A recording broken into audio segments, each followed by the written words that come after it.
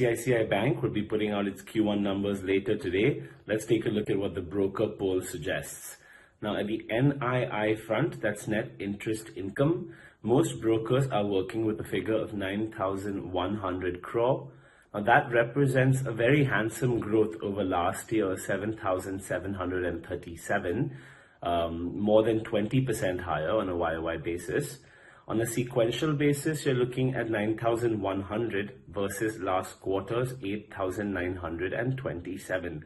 So even on a sequential basis, we're going to continue to see credit growth from ICICI, and that's what's been characterized in the results we've seen so far.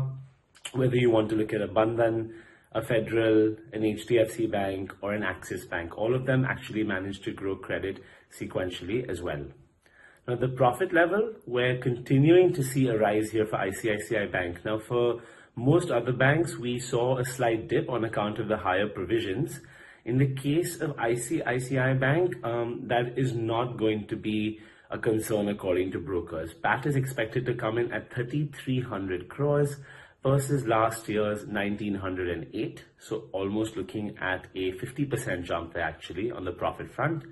But on a sequential basis, also versus last quarter's 1,200, it's looking like a very handsome growth.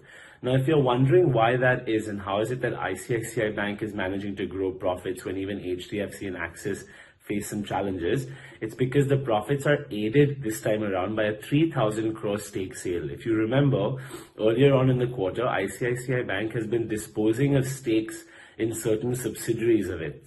And that's where this additional capital has actually been garnered from. And that's what's going to boost your profit figure. If you adjust for this, it would probably be lower on account of the very high provisions that they will be taking for COVID-19. At the pre-provisioning level, you're seeing 9,800 versus last year's 6,289 or last quarter 7,390. So again, this is going to be aided by the stake sales.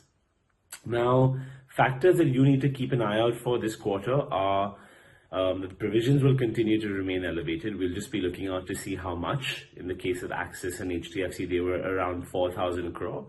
So we'll see what ICICI Bank comes up with. Slippages and asset quality, like we said earlier, you shouldn't be paying too much attention to this quarter because moratorium is still in effect. And while moratorium is still in effect, you won't get a clear picture of the NPAs. That's what we're going to get next quarter onwards once they start recognizing. At the NIM, you're looking at a slight decompression, 3.82 versus 3.87 Q on Q, but I don't think anyone's going to care about that really. For a specific number that you'd want on provisions, most brokers are saying 5,600 is a reasonable figure to expect. So that's around 1,500 crores higher than an HDFC or an Axis. We'll be looking out for subsidiary updates, how they're panning out. We'll also be looking out for the latest moratorium figures, like we saw in the case of Axis 9.7, in the case of HDFC 9.